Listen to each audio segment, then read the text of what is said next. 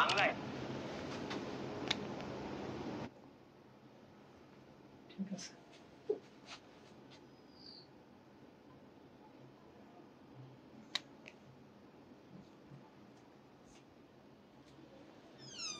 আচ্ছা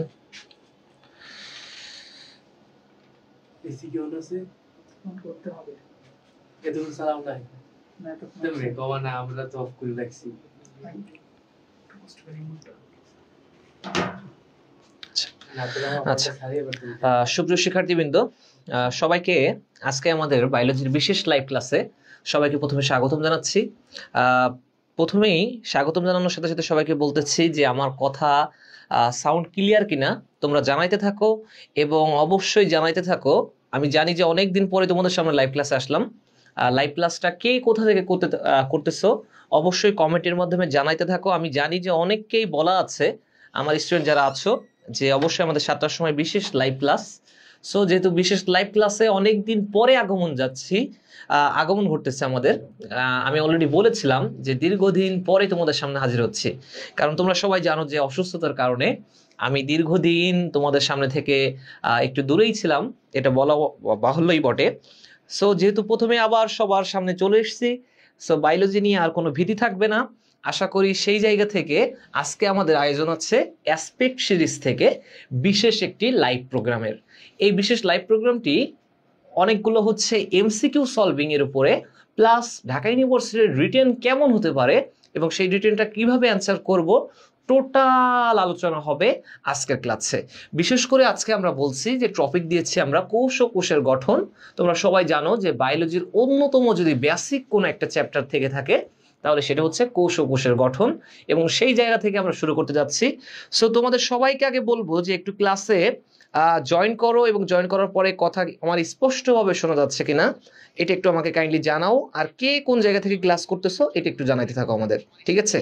সবাইকে যারা ফ্রেন্ড সার্কেল আছে সবাইকে মেনশন করে দাও, কারণ আমি কিন্তু বলেছি যে আজকে কিন্তু সবাইকে ক্লাসে থাকতে হবে, দেন শেষ পর্যন্ত কি কি হচ্ছে এবং কি কি সলভ করবো আমরা সেটা কিন্তু দেখতে হবে। সো তোমাদেরকে অবশ্যই বলতেছি যে অবশ্যই সবাইকে আগে মেনশন করে দিতে থাকো, সবাইকে মেনশন করে দাও।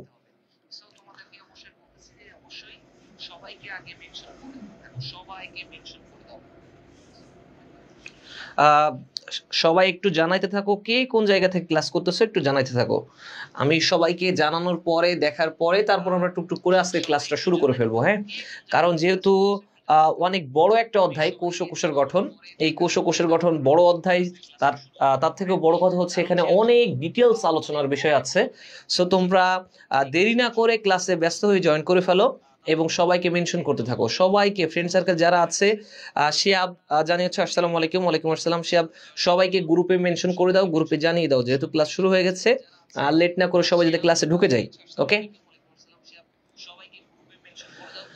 আচ্ছা, আমরা দেখতে পাচ্ছি অনেকেই টুকটুক করে জয়েন করতেছো, সবাই জানাইতে থাকো কে কোন জায়গা থেকে ক্লাস করতেছো, কে কোন জায়গা থেকে ক্লাস করতেছো জানাইতে থাকো আমাদের, ঠিক আছে? ভাইয়া হোয়াটসঅ্যাপ মেসেজ দিছিলাম, আপনি তো কোনো রিপ্লাই দিলেন না, ক্লাস লিঙ্কও দিলেন না। ক্লাস লিঙ্ক আমি তো বলে দিচ্ছি যে অ্যাসপেক্ট সিরিজের পক্ষ থেকে যেহেতু ক্লাস হচ্ছে অ্যাসপেক্টে, যদি এই কথা বলে থাকো তাহলে আমি একটু সবাইকে শেয়ার করে দিই, আই থিঙ্ক তাইলে বেটার হয়। আমি দিয়ে দিচ্ছি, সবাই ক্লাসে জয়েন করে সবাই খাতা কলম নিয়ে বসে যাও, টোটালি একদম একেবারে টানা 1 ঘন্টা 20 মিনিট ক্লাস হবে। এই 1 ঘন্টা 20 মিনিট কিন্তু একেবারে খিচ খেয়ে বসে থাকতে হবে কিন্তু, কারণ অনেক ইম্পর্টেন্ট আলোচনা আছে, আমাদের অনেক ইম্পর্টেন্ট আলোচনা আছে।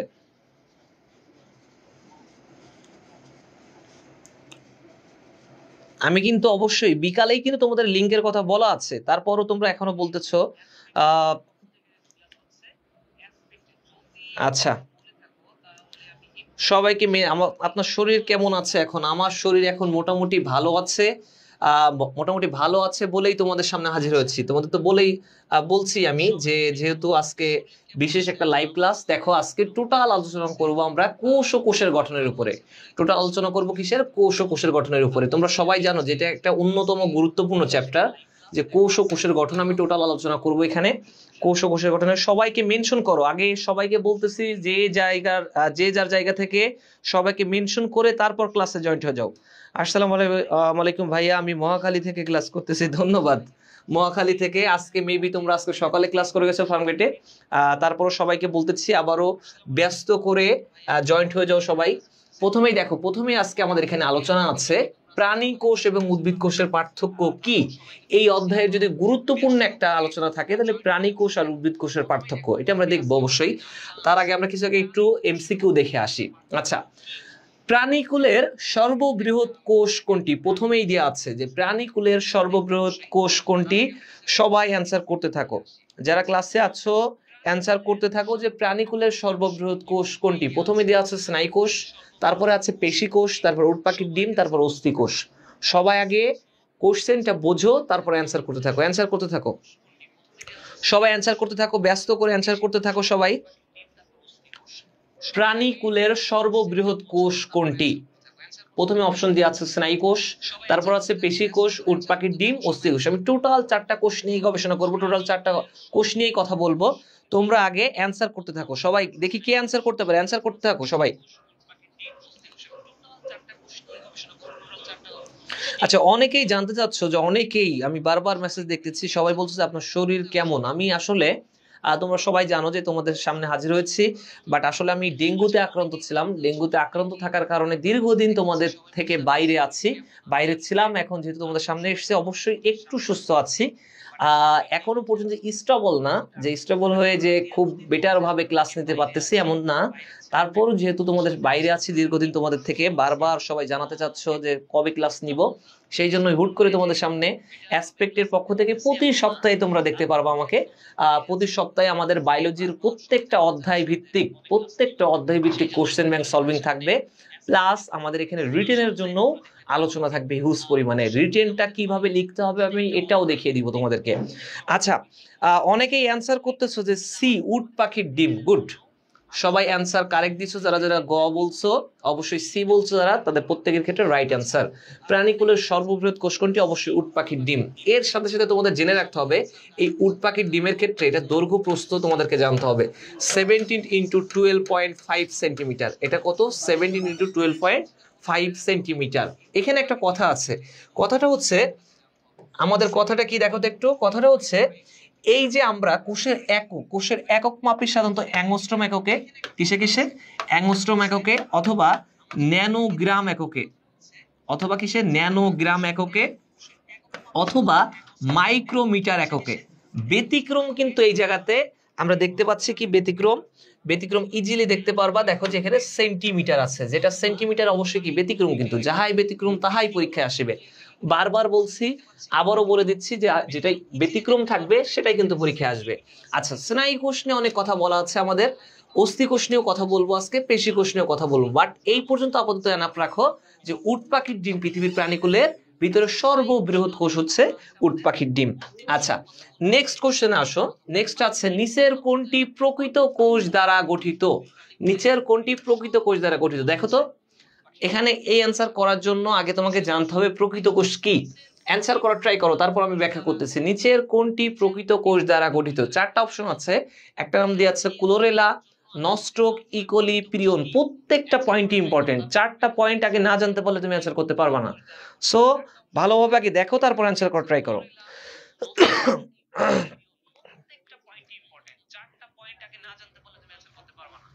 ব্যস্ত করে দেখো নিচের কোনটি প্রকৃত কোষ দ্বারা। দ্বিতীয় কোশ্চেন সলভ করতেছি আমরা, নিচের কোনটি প্রকৃত কোষ দ্বারা গঠিত। একটু ব্যস্ত করে অ্যান্সার করার ট্রাই করো, কে পারে দেখি। Chlorella, nostoc, E coli, prion. 4টা জিনিসই কিন্তু ইম্পর্টেন্ট। 4টা জিনিস অনেকে জানোই না এখনো পর্যন্ত, আমি শিওর এটুকু বলতেছি যে 4টা জিনিস অনেকেই জানো না। 4টা আসলে কোনটা কি এটাও তোমরা অনেকে জানো না। সেই জায়গা থেকে বলতেছি, রেডি থাকো। রেডি থেকে অনেকে এখনো জানতে চাচ্ছ, কেউ ক্লাসে লিঙ্ক পাও নাই। আচ্ছা, লিঙ্ক তো সবাই দেওয়া আছে, তারপরে তোমরা তোমাদের টাইম লাইনে শেয়ার করে দাও, তাহলে সবাই লিঙ্ক পেয়ে যাবা। লিঙ্কটা যে যার জায়গা থেকে টাইম লাইনে শেয়ার করে দাও। টাইম লাইনে শেয়ার করে দিলে সবাই লিঙ্কটা পেয়ে যাবে।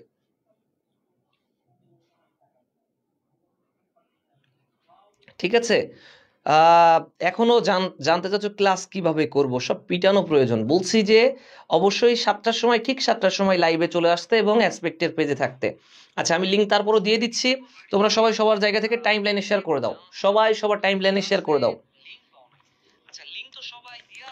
আচ্ছা, এরপরে দেখো আমি কোশ্চেন সলভে চলে যাই। অনেকেই জানিয়েছো যে সি ইকোলি, না এটার অ্যান্সার ইকোলি হবে না। আমি একটু টোটাল আগে ব্যাখ্যা করি। প্রকৃত কোষ দ্বারা গঠিত, আগে জানতে হবে প্রকৃত কোষ মানে কি, ইউক্যারিওটিক সেল।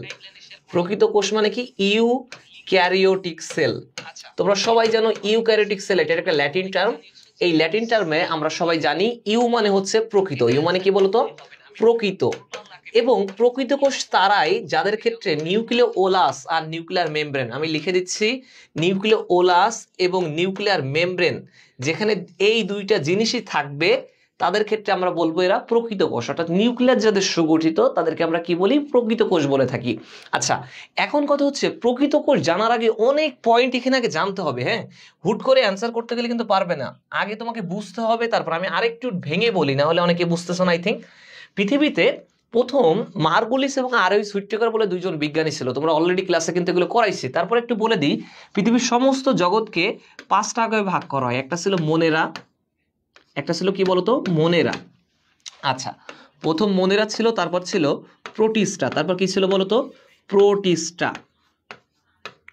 প্রোটিস্টা, ওকে, মোনেরা, প্রোটিস্টা।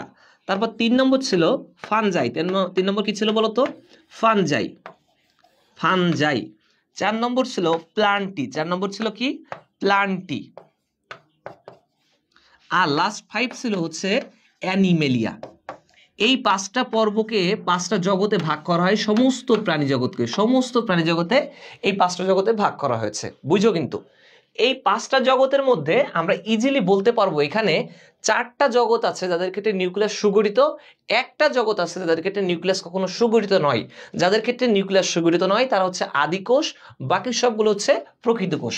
সেই 5টার মধ্যে একটা কোনটা বলো তো ভাইয়া, একটা হচ্ছে এই যে এইটা, সেটা হচ্ছে মোনেরা। মোনেরার ক্ষেত্রে আমরা বলবো ডাইরেক্টলি মনে রাখো, মোনেরা যারা তারা হচ্ছে আদিকোষ, এরা কখনো প্রকৃত কোষ হতে পারবে না। প্রকৃত কোষ হতে গেলে তাদের ভিতরে নিউক্লিওলাস আর নিউক্লিয়ার মেমব্রেন থাকতে হবে। বাট মোনেরাদের ক্ষেত্রে নিউক্লিওলাস এবং নিউক্লিয়ার মেমব্রেন নাই, তার কারণে এটা হচ্ছে আদিকোষ এবং তাদের ক্ষেত্রে নিউক্লিয়াসটা সুগঠিত নয়। বাকি 4টার ক্ষেত্রে নিউক্লিয়াস কি, সুগঠিত। এখন বাকি 4টার ক্ষেত্রে নিউক্লিয়াস সুগঠিত এবং এদেরকে আমরা বলবো প্রকৃত কোষ। এদেরকে কি বলবো, প্রকৃত কোষ। এখন প্রশ্ন এসছে নিচের কোনটি প্রকৃত কোষ দ্বারা গঠিত, নিচের কোনটি প্রকৃত কোষ দ্বারা গঠিত। তাহলে তোমাকে আগে জানতে হবে 4টা পয়েন্টের কোনটা কোন পর্বের। না জানলে তুমি কিভাবে অ্যান্সার করবে যে প্রকৃত কোষ দ্বারা কিভাবে গঠিত হয়। খেয়াল করো একটু, আমি জানি যে মোনেরার ক্ষেত্রে প্রথম পয়েন্ট হচ্ছে মোনেরা যারা তারা সকলগুলো হচ্ছে আদিকোষ এবং এরা হচ্ছে ভাইরাস এবং ব্যাকটেরিয়া। খেয়াল করো এখানে দেওয়া আছে 4টা অপশন, আমি ক্লোরেল অ্যান্সার হবে এটা ক্লোরেলা, পরে আসতেছে। আগে বাকি 3টা ভেঙে দেখায় একটু। নস্টক হচ্ছে একটা সায়ানোব্যাকটেরিয়া। নস্টক কি বলতো, সায়ানোব্যাকটেরিয়া। এবং এই সায়ানোব্যাকটেরিয়া গুলো অবশ্যই তোমাদেরকে পড়িয়েছি এবং আবারও বলে দিচ্ছি, যারা সায়ানোব্যাকটেরিয়া এরা সাধারণত আদিকোষ, এদের ক্ষেত্রে নিউক্লিয়াস কখনো সুগঠিত হবে না, এদের ক্ষেত্রে কখনোই নিউক্লিয়াস সুগঠিত হবে না। তাহলে অবশ্যই অ্যান্সার খ নম্বর হবে না, বাদ এটা। এবার আসো ইকোলি। ইকোলি সম্পর্কে তোমরা সবাই জানো, ইকোলি একটা ব্যাকটেরিয়া। ইকোলির পূর্ণরূপ হচ্ছে ইশসেরিয়াচিয়া কোলি।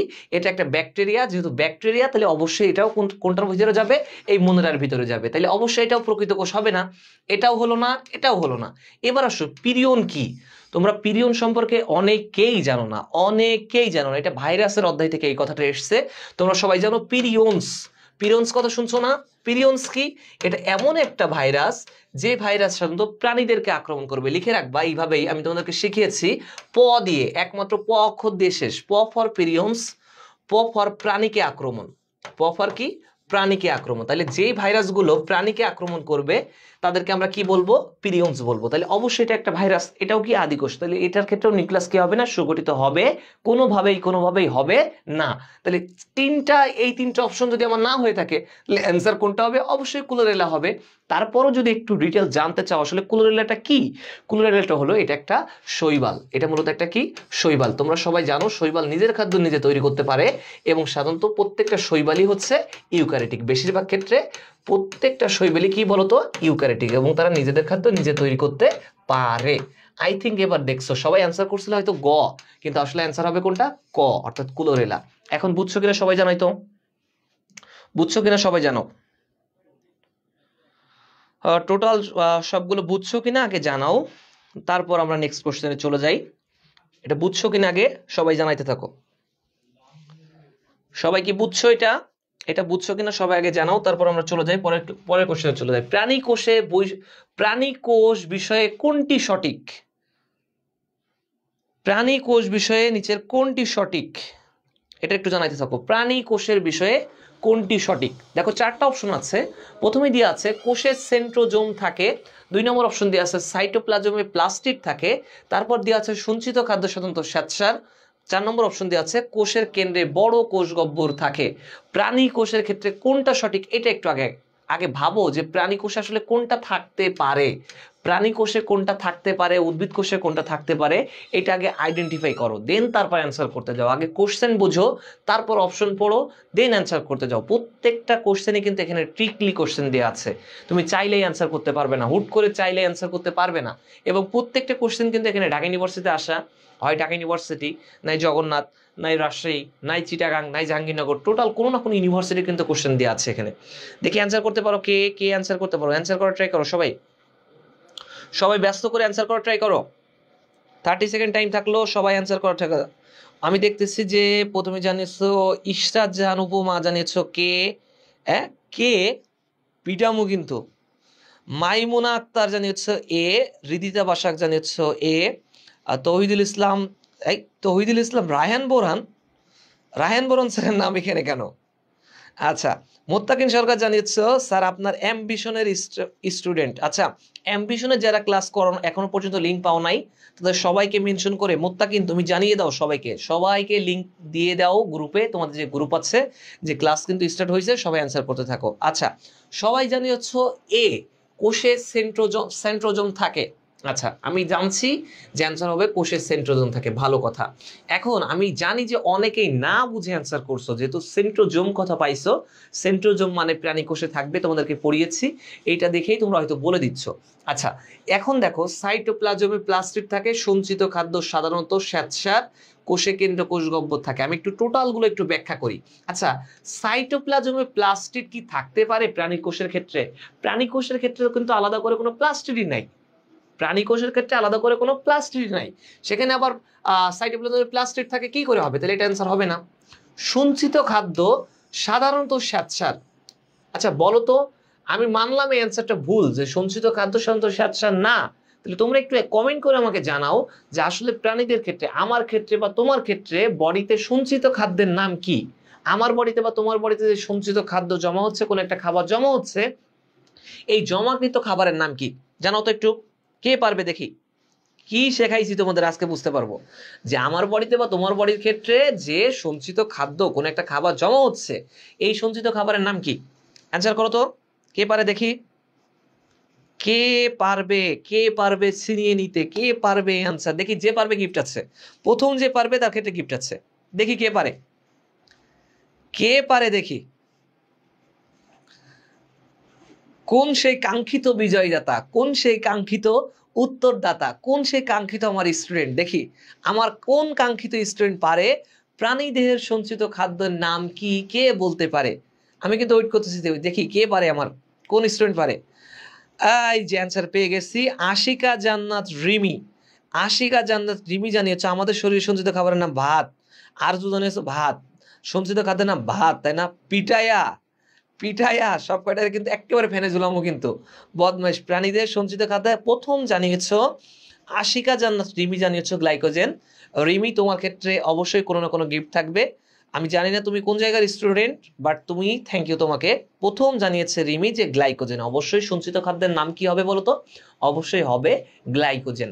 মনে রাখো, এখানে আর একটা পয়েন্ট বলে দিই, সঞ্চিত খাদ্যের নাম সাধারণত আমরা জানি কি গ্লাইকোজেন, বাট আজকে আর একটা পয়েন্ট বলে রাখি, গ্লাইকোজেনের সাথে কখনো কখনো কোনো প্রাণীর ক্ষেত্রে চর্বিও সঞ্চিত খাদ্য হিসেবে জমা থাকে। গ্লাইকোজেন আর একটা তাহলে কি বলতো? চর্বি, এটা যাতে মাথায় থাকে।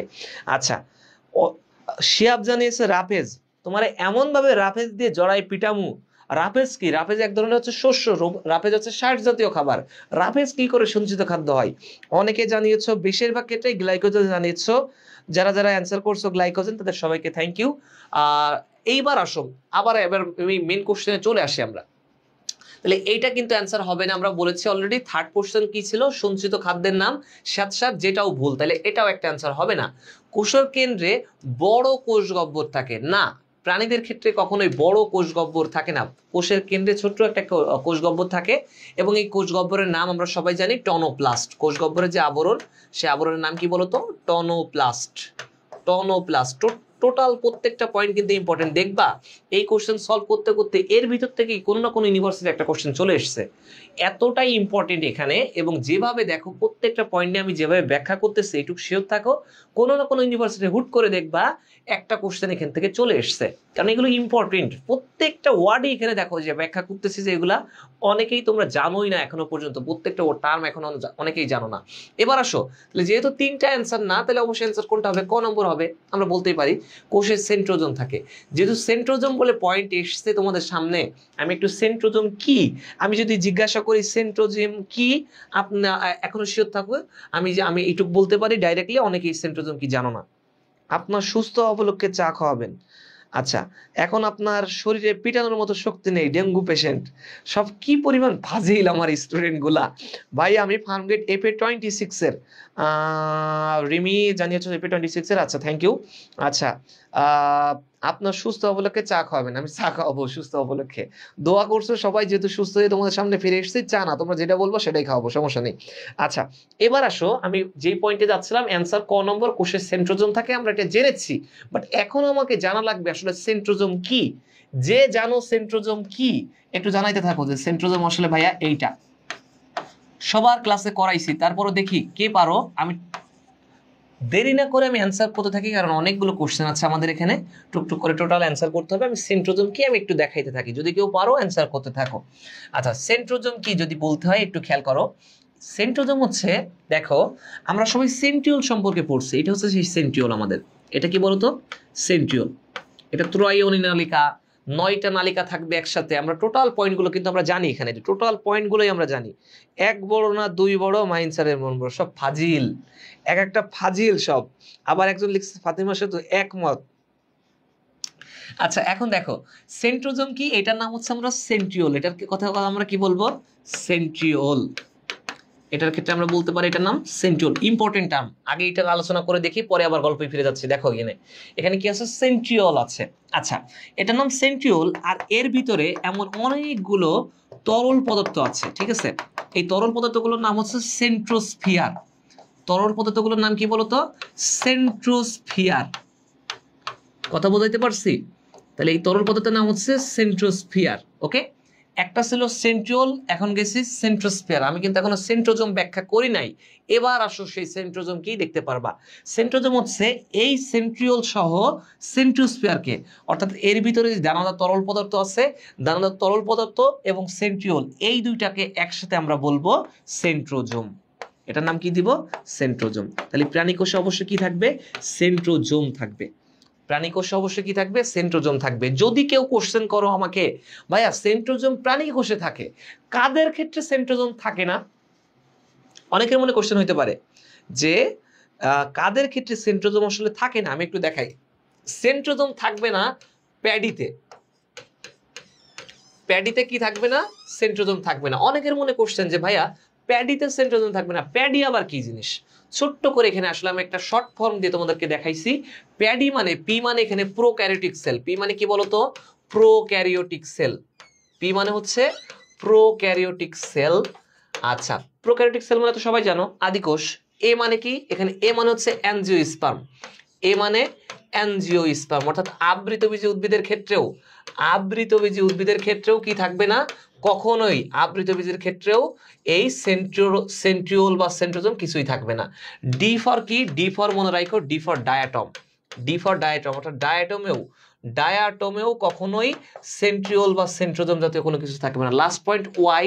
Y is the meaning of yeast. Y is the meaning of কি বলতো? ইস্ট। ইস্টেও কি নাই?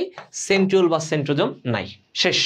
টোটাল জ্ঞাতি গোষ্ঠী, সেন্ট্রিওল সেন্ট্রোজোমের জ্ঞাতি গোষ্ঠী একদম তোমাদের সামনে উপস্থাপন করলাম।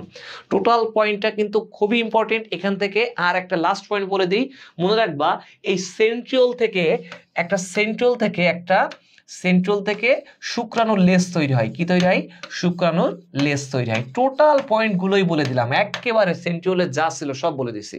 টোটাল পয়েন্টটা রিপিট ক্লাস করবা, এবং রিপিট করার সাথে এখন যদি যারা মিস করতেছো অবশ্যই নোট করে ফেলো। কিন্তু যদি মিস করতে থাকো, যদি কোনো কারণে কোনো একটা পয়েন্ট নোট না করে থাকো, সমস্যা নেই, ক্লাস তো রেকর্ডিং আকারে থাকছেই, তোমাদের লাইভের পরে এখানে আপলোডও দিয়ে দেওয়া হবে। সো তোমরা যদি কেউ মিস করে থাকো, ওই টাইমে আবার লাইভ করতে করতে তোমরা এটা সম্পূর্ণটা লিখে নিবা। আচ্ছা, এবার আসো এখানে। এবার আমি রেগুলার খবর নিছি, আমি কাছে ডিজার্ভ করি। আচ্ছা, প্রান্ত থাকলে রকি আছো। আচ্ছা, যে যে খোঁজ নিছেন আপনারা কি ডিজার্ভ করেন আমাদের সামনে ক্লাসে যাই আগে, তারপর দেখানো হবে। বদমাইশরা সব। আচ্ছা, এরপরের কোশ্চেনে আসেন। পরের কোশ্চেনে আসেন। এখানে আছে কোনটি কোষ প্রাচীরের উপাদান নয়? কোনটি কোষ প্রাচীরের উপাদান নয়? যারা ক্লাস করতেছো সবাইকে বলতেছি, আসলেই প্রত্যেকটা কোশ্চেন এখানে ইম্পর্টেন্ট, প্রত্যেকটা কোশ্চেন এখানে সো মাচ ইম্পর্টেন্ট। কেউ ক্লাস মিস দিয়েন না, এবং টোটালি একেবারে শেষ পর্যন্ত, শেষ অবধি নোট করেন। প্রত্যেকটা পয়েন্ট কিন্তু এখানে ইম্পর্টেন্ট থাকবে, প্রত্যেকটা পয়েন্ট এখানে ইম্পর্টেন্ট থাকবে। আচ্ছা, এবার বলতেছি কোনটি কোষ প্রাচীরের উপাদান নয়? অ্যান্সার করতে থাকো, সবাই অ্যান্সার করো, ব্যস্ত করে অ্যান্সার করো। আমি তো ঘন্টায় ঘন্টায় খবর নিচ্ছি, আমার সব কয়টারে কিন্তু পিড়ামো। কিন্তু এবার আমি মানতেছি সবাই নিছেন বলে আপনাদের সামনে, তো এই জন্যই তো এত অসুস্থতার মাঝেও, এতটা অসুস্থতার মাঝেও আমি এখনো পর্যন্ত মহাকাশে ঘুরে বেড়ানোর মতো, ঠিক আছে, এতটা অসুস্থ, তারপরেও আমি আপনাদের সামনে হাজির হয়েছি। কেন? আপনারা খোঁজ নিয়েছেন, আপনারা বারবার আমাকে স্মরণ করছেন, এই জন্যই তো আপনাদের সামনে নিয়ে আসা হয়েছে, নাহলে কিন্তু এত তাড়াতাড়ি আসতাম না। সো এখন ক্লাস করেন মনোযোগ দিয়ে, সবাই ক্লাস করেন মনোযোগ দিয়ে। আমি ফিরে যেহেতু এসেছি, শেষ পর্যন্ত আল্লাহ বাঁচাই রাখলে অবশ্যই শেষ পর্যন্ত থাকবো, যতদূর ভালো করা যায়। অ্যাসপেক্ট সিরিজের পক্ষ থেকে আমি আপনাদের সামনে এসেছি, যেহেতু টোটাল একদম ভালো করা যায় কীভাবে, টোটাল পয়েন্টগুলো আমরা দেখব। আচ্ছা, এর পাশাপাশি বলে রাখি, আমাদের যে ঢাবির জন্য, ঢাবির ক্ষেত্রে বলেন, রাবির ক্ষেত্রে বলেন, চবির ক্ষেত্রে বলেন, জগন্নাথের ক্ষেত্রে বলেন, আবার হচ্ছে কৃষিগুচ্ছর ক্ষেত্রে বলেন, প্রত্যেকটার ক্ষেত্রে কিন্তু আমাদের অ্যাসপেক্ট সিরিজের বই কিন্তু প্রত্যেকটা পয়েন্টের, প্রত্যেকটা অধ্যায় এত সুন্দর করে সাজানো আছে। সহায়ক বই হিসেবে আমি অলরেডি ক্লাসে বলেছি, আবারও আপনাদের সামনে বলতেছি যে সহায়ক বই হিসেবে অবশ্যই অবশ্যই আমাদের অ্যাসপেক্ট সিরিজের বায়োলজি বইটা রাখবেন। অ্যাসপেক্ট সিরিজের বায়োলজি বই পড়লেই এনাফ, অন্যান্য কোনো সহায়ক বই আপাতত আমাদের কোনো প্রয়োজন নাই, একমাত্র অ্যাসপেক্টের বইটা রাখতে পারলেই আমাদের কিন্তু এনাফ। এবং প্রত্যেকটা কোর্সের প্রত্যেকটা অধ্যায় কিন্তু আলোচনা হচ্ছে আমাদের, প্রত্যেকটা কেমিস্ট্রি আপনারা পেজে খেয়াল করলে দেখবেন, কেমিস্ট্রির ক্ষেত্রেও প্রতি সপ্তাহে লাইভ ক্লাস যাচ্ছে, ফিজিক্সের ক্ষেত্রেও যাচ্ছে, বায়োলজির ক্ষেত্রে তো আমি প্রতি সপ্তাহে সোমবারে, ঠিক আমি যেন আর না বলা লাগে, প্রত্যেক সোমবারে, প্রতি সপ্তাহের সোমবারের সন্ধ্যা 7টার সময় ঠিক আমি হাজির হয়ে যাব। আপনারাও আমার সাথে সাথে হাজির হয়ে যাবেন। অনেকেই এখনো পর্যন্ত লিখছো যে ক্লাসে জয়েন্ট হইতে পারে নাই, তোমরা মারা খাও বদমাইশরা, এখনো পর্যন্ত নাকি ক্লাসে জয়েন্ট হইতে পারে নাই। সবার তো লিঙ্ক দিয়ে দেওয়া আছে। আচ্ছা, এই কোশ্চেনটা সলভ করার ট্রাই করেন, সবাই কোশ্চেনটা সলভ করার ট্রাই করেন। তারপর আমি বলতেছি কোষ প্রাচীরের উপাদান 9 কোনটি। আচ্ছা, কোষ প্রাচীরের উপাদান 9 কোনটি, এটা ইজি কোশ্চেন, তারপর অনেকেই পারবা না, আমি একটু বলে দিই। Suberin, lignin, chitin, glycogen. এখানে পয়েন্ট কোনটা কোনটা কি একটু বলে দিই। সুবেরিন, লিগনিন, কাইটিন, টোটাল এগুলো ছিল কি এক একটা প্রোটিন, টোটাল এগুলো কি ছিল এক একটা প্রোটিন ছিল। পড়েছি আমি অবশ্যই যে পেকটিন, এ বাদে আর একটা পয়েন্ট আছে এখানে পেকটিন, এই পয়েন্টটাও মনে রাখতে হবে, পেকটিনও কি অবশ্যই ইম্পর্টেন্ট একটা পয়েন্ট। বাকি উপাদান কোনটা? গ্লাইকোজেন। বাকি উপাদান কোনটা? Glycogen. Lignin, pectin, suberin, chitin.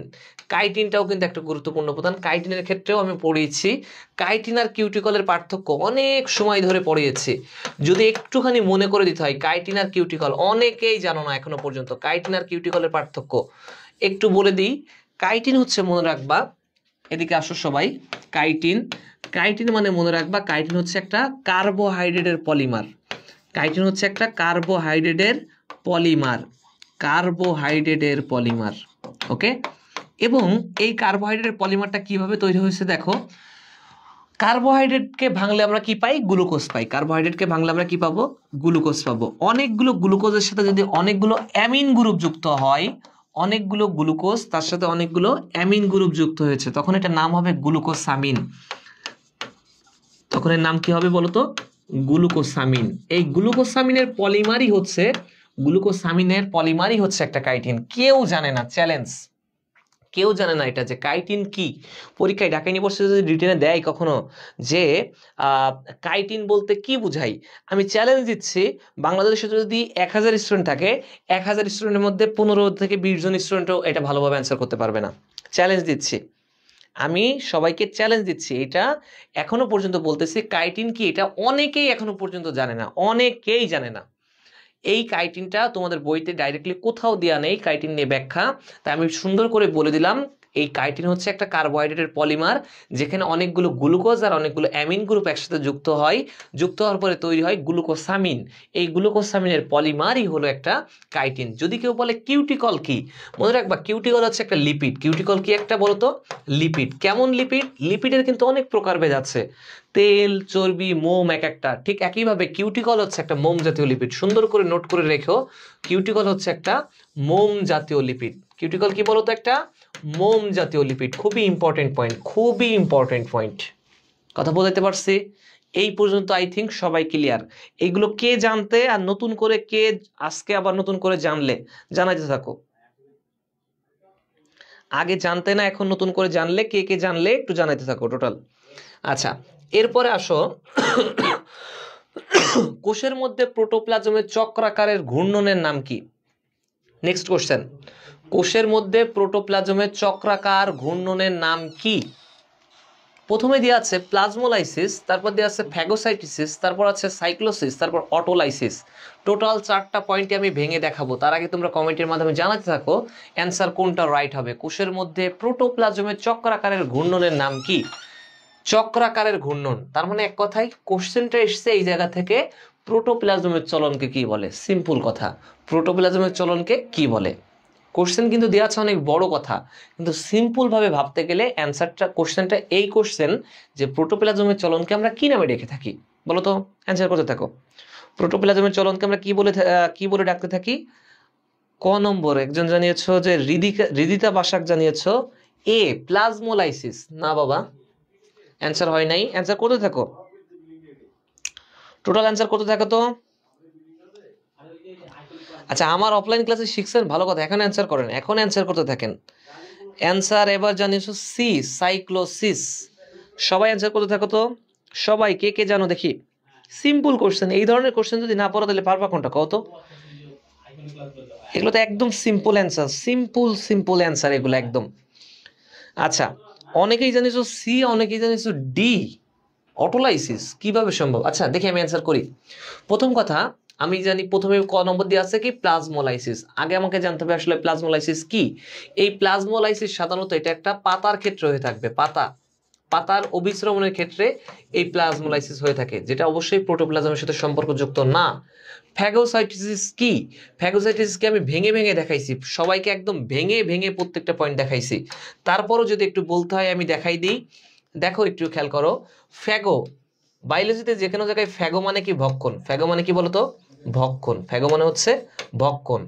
Cyto শব্দের অর্থ কি? সাইটো মানে হচ্ছে কোষ। সাইটো মানে কি বলতো? কোষ। সিস মানে কি? সিস মানে হচ্ছে প্রক্রিয়া। সিস মানে কি? প্রক্রিয়া। অর্থাৎ যে প্রক্রিয়ায় কোষগুলো জীবাণুকে খেয়ে ফেলে বা ভক্ষণ করে ফেলে, সেই প্রক্রিয়ার নাম কি? ফ্যাগোসাইটোসিস। তাহলে অবশ্যই ফ্যাগোসাইটোসিসের সাথে প্রোটোপ্লাজমের সাথে কোনো সম্পর্কযুক্ত কোনো কথা নাই। এবার আসো অটোলাইসিস কথাটা নিয়ে ব্যাখ্যা করি। অটোলাইসিসের ক্ষেত্রে ব্যাখ্যা করতে হবে এই ফ্যাগোসাইটোসিস যারা ফ্যাগোসাইটিস করে থাকে তারা কখনো কখনো দেখা যায় নিজেরাই নিজের কোষকে খেয়ে ফেলে। আবারও বলি, যারা ফ্যাগোসাইটিস করে, যেমন কারা ফ্যাগোসাইটিস করে? যেমন লাইসোজোম কি করে বলতো?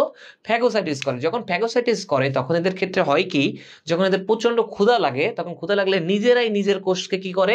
গিলে খাইতে শুরু করে। হাইড্রোলাইটিক এনজাইমের সাহায্যে কি করে? নিজেরাই নিজের কোষকে খাইতে শুরু করে। এই প্রক্রিয়াটার নাম হচ্ছে অটোলাইসিস প্রক্রিয়া।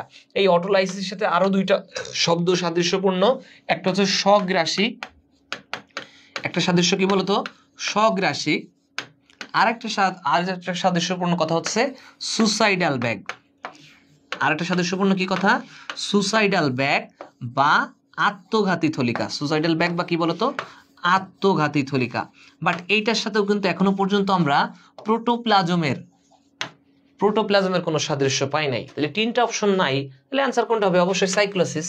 আমি তোমাদেরকে শিখিয়েছি সুন্দর করে, প্রোটোপ্লাজমের চলনকে আমরা বলবো আবর্তন, প্রোটোপ্লাজমের চলনকে আমরা বলি কি বলতো? আবর্তন, অথবা আমরা এটাকে ইংরেজিতে বলবো সাইক্লোসিস। তাহলে অ্যান্সার কোনটা হবে? অবশ্যই এই যে সাইক্লোসিস, গ নম্বর। কথা বুঝতে পারছি? কথা বুঝছো কিনা দেখো তো, সবাই বুঝতে পেরেছো কিনা একটু জানাইতে থাকো। টোটাল বুঝছো কিনা সবাই? এই পর্যন্ত ক্লিয়ারলি আগে বুঝছো কিনা জানাইতে থাকো।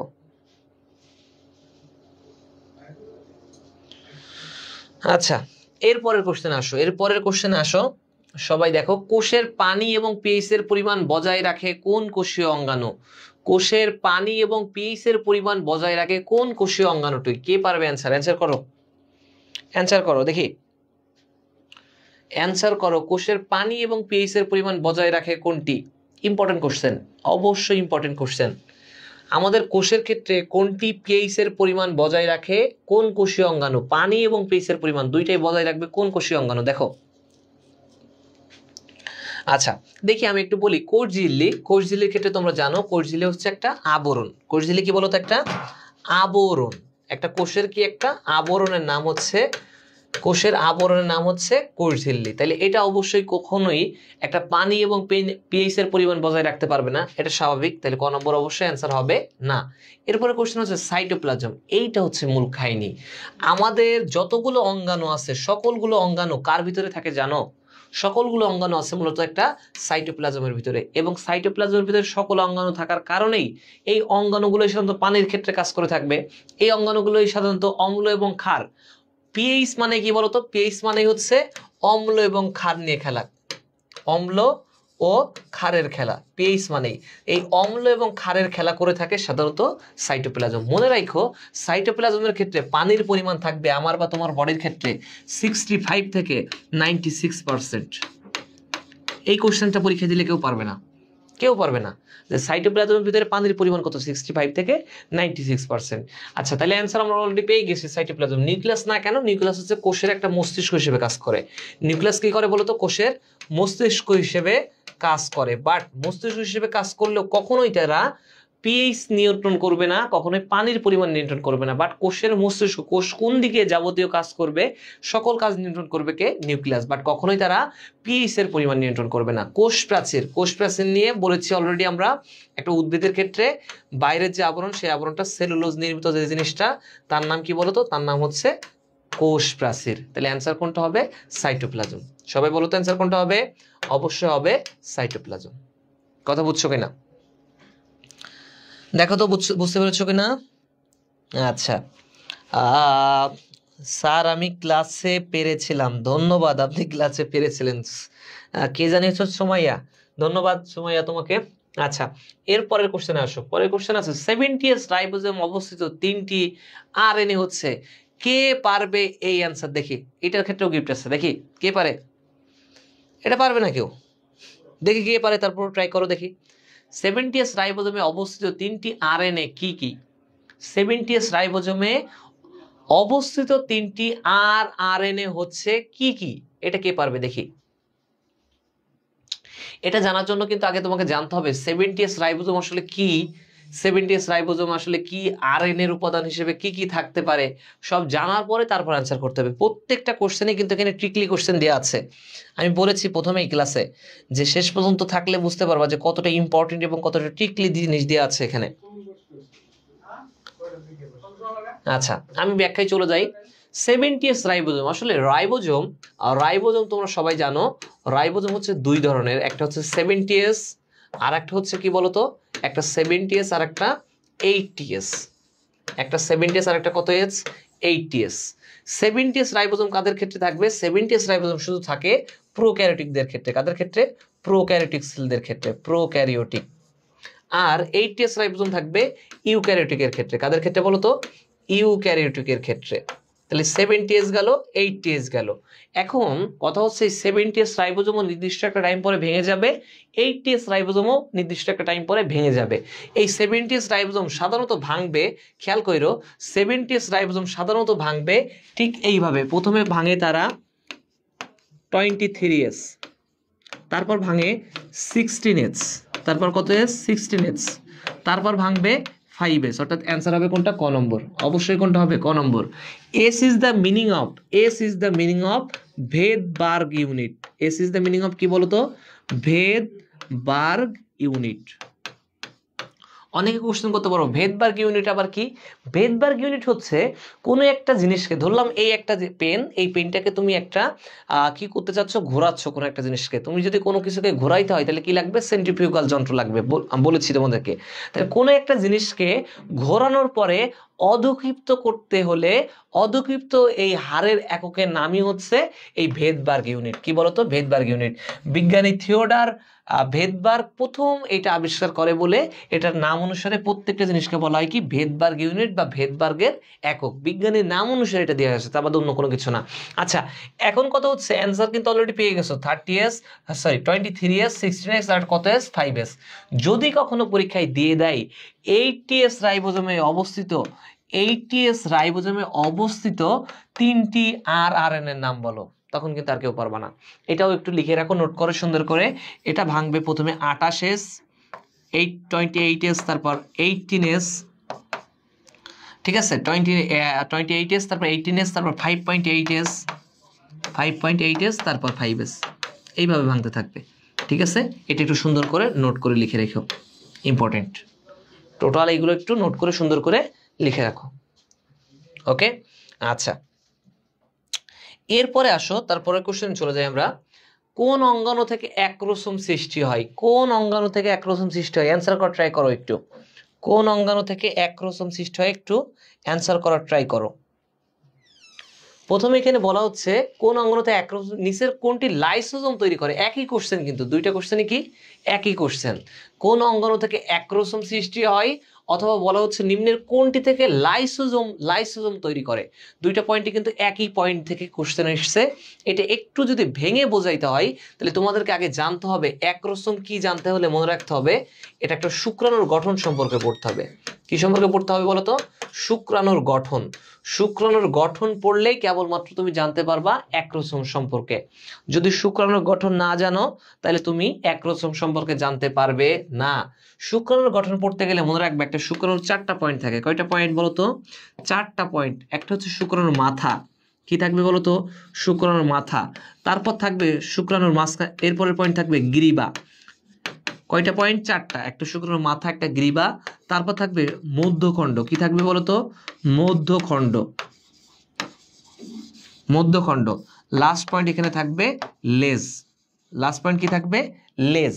তাহলে এই 4টা অপশন যদি থাকে তাহলে এখন দেখো শুক্রাণুর একরোসোম গঠন করে বা কোন অঙ্গাণু থেকে একরোসোম সৃষ্টি হয় এটা একটু দেখো আগে। একরোসোম কি? শুক্রাণুর যে মাথা, শুক্রাণুর মাথার নামই হচ্ছে একরোসোম। কি বলতো ভাইয়া? শুক্রাণুর মাথার নামই হচ্ছে একরোসোম। শুক্রাণুর মাথার নাম কি? একরোসোম। শুক্রাণুর মাথা যদি একরোসোম হয়ে থাকে মনে রাখবা শুক্রাণুর একরোসোম বা মাথা তৈরি হয় সবসময় গলগি বডি থেকে। কোন জায়গা থেকে? গলগি বডি থেকে। তাহলে শুক্রাণুর মাথা তৈরি হবে গলগি বডি থেকে। শুক্রাণুর লেজ তৈরি হয় সেন্ট্রিওল থেকে। শুক্রাণুর লেজ তৈরি হয় কোন জায়গা থেকে? সেন্ট্রিওল থেকে। এবং লাস্ট পয়েন্ট টোটাল শুক্রাণু এবং ডিম্বাণুটা তৈরি হবে মাইটোকন্ড্রিয়া থেকে। কোন জায়গা থেকে? মাইটোকন্ড্রিয়া থেকে। টোটাল পয়েন্টটাই কিন্তু বলে দিলাম। টোটাল পয়েন্টগুলোই কিন্তু বলে দিয়েছি। ওকে, এই পর্যন্ত যাতে মাথায় থাকে, এই পর্যন্ত ক্লিয়ার করে আগে দেখে রাখো। আচ্ছা, এবার আসো কোন ধরনের কোষে লাইসোজোম অনুপস্থিত?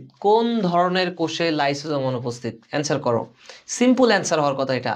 তোমরা জানো রেড ব্লাড সেলে কি অনুপস্থিত? রেড ব্লাড সেল কোন ধরনের কোষে লাইসোজোম অনুপস্থিত? রেড ব্লাড সেল ধরনের কোষে লাইসোজোম অনুপস্থিত। কারণ লাইসোজোম ক্ষেত্রে লাইসোজোম তোমরা সবাই জানো এক স্তরী বিশিষ্ট। এরা কয় স্তরী বিশিষ্ট বলো তো? এক স্তরী বিশিষ্ট। গুড। তারপরে আসো, তারপরে কোশ্চেন কোন অঙ্গাণুর মাধ্যমে অটোফ্যাগি ঘটে? অলরেডি বলেছি, এই কোশ্চেন একটু আগে ব্যাখ্যা করেছি। অটোফ্যাগি মানেই মনে রাখবা, অটোফ্যাগি মানেই লাইসোজোম, আর লাইসোজোম মানে সুসাইডাল ব্যাগ, অথবা এটাকে বলা হয় সুসাইডাল ব্যাগ অথবা স্বগ্রাসী জিনিস, স্বগ্রাসী অঙ্গাণু, অথবা বলা হবে আত্মঘাতী থলিকা।